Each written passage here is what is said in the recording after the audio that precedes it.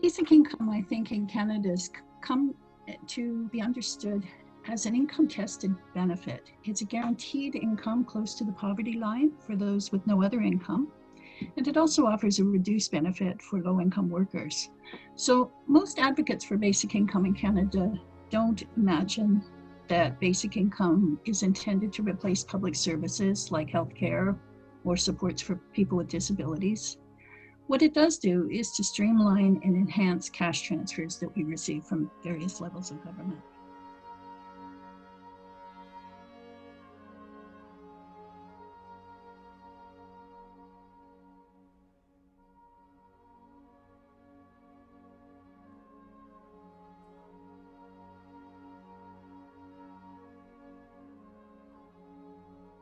This is for everyone living in Canada, so not just Canadian citizens, but extending it to Indigenous people who may not identify as Canadian, those with precarious immigration status, refugees, and importantly, migrant workers and people who work in Canada, but perhaps don't have permanent status.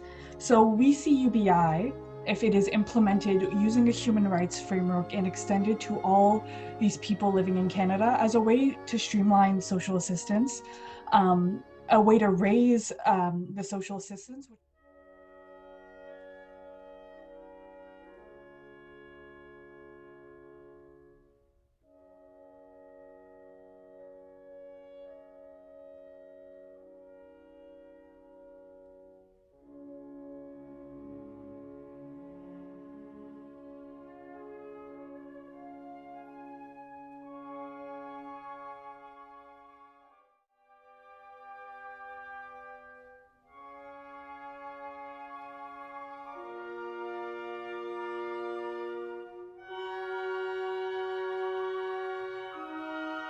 We've developed a set of principles and objectives, working off of the work of basic income advocates who always, start with a set of principles and objectives. What are the goals of basic income? If the goal of basic income, for instance, is to reduce or even eliminate poverty, what are the goals of economic gender equality more broadly? So we've developed a pretty broad list of principles and objectives, including trans-inclusive gender equality, intersectionality, decolonization and land back, dignity for all, anti-poverty.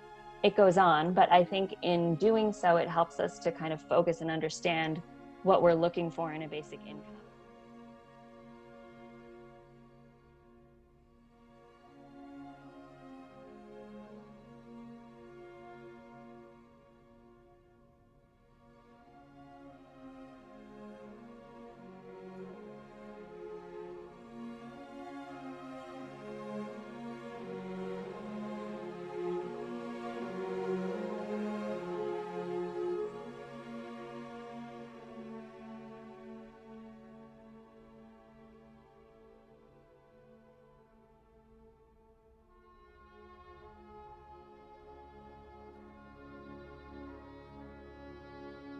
When we were doing our work is we came across a lot of words: guaranteed basic income, negative income tax, livable income, citizens income, participation income, universal basic income. These are all terms that have been used to talk about a cash transfer guarantee.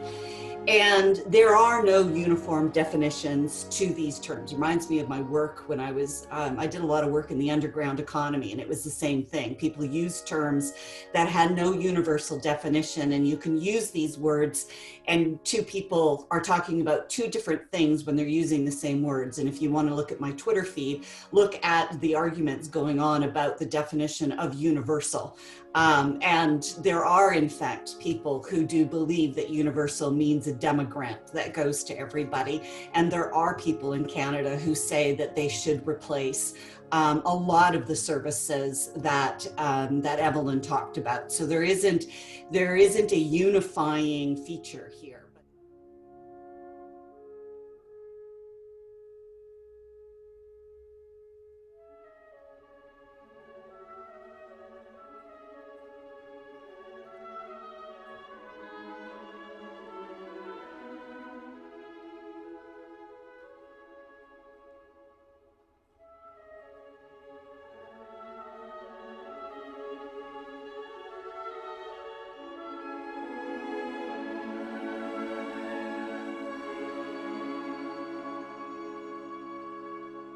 Canada's #1 in the world for educated people living in poverty. This is a structural issue.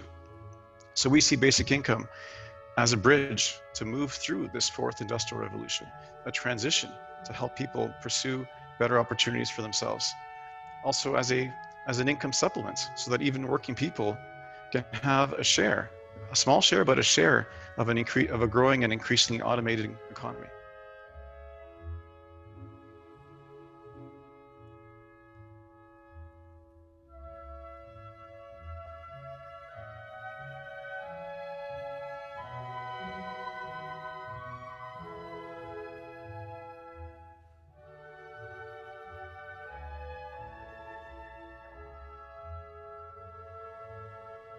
I'd like to draw attention to the child tax benefit. So those who have precarious status but even have children born in Canada don't qualify. So a just economy, a just future has to include all the people living in Canada. We have far too much space and far too much money and resources to really just exclude these people. It's really unfair. It's not living up to human rights.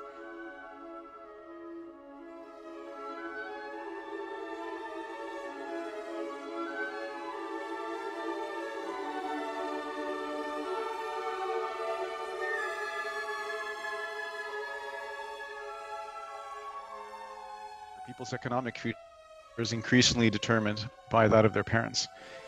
I think that's an unjust future.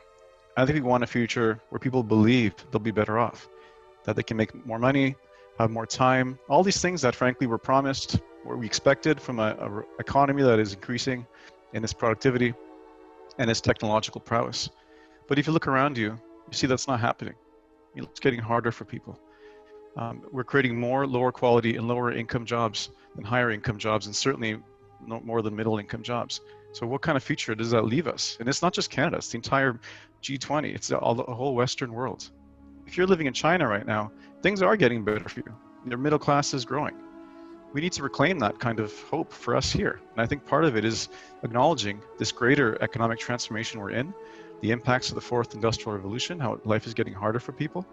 And so therefore I see basic income again as key to a just future, so people have hope and can see that all this progress, all this wealth creation is somehow benefiting all of us.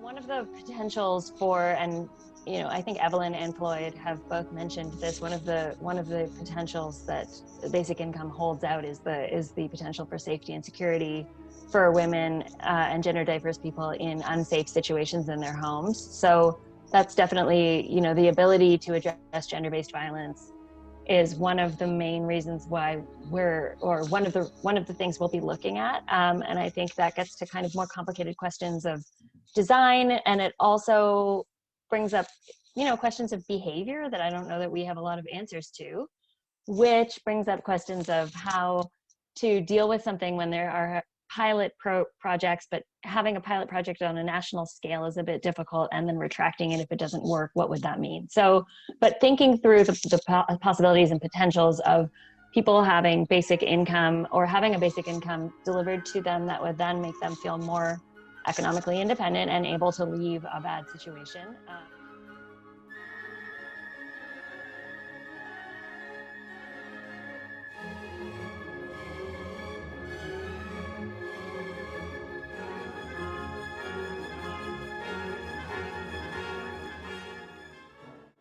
Something that I really took home, and Kayak Robinson was one of the commissioners for the report on missing and murdered Indigenous women.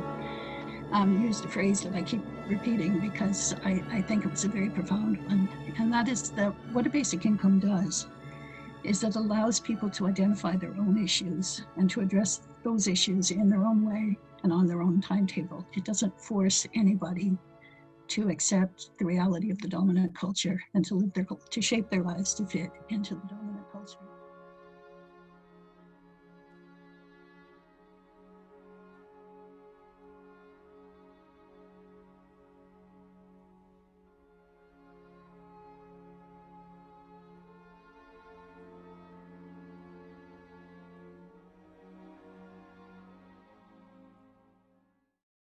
was a saying from a First Nations chief from BC that talked about how in society we have to have this principle of reciprocity, that when times are good, we give to the bowl, and when we are in need, we are able to freely take from the bowl. And again, that gets at the stigma and all of that kind of stuff. But we share and we all contribute, and then we take what we need when we need it.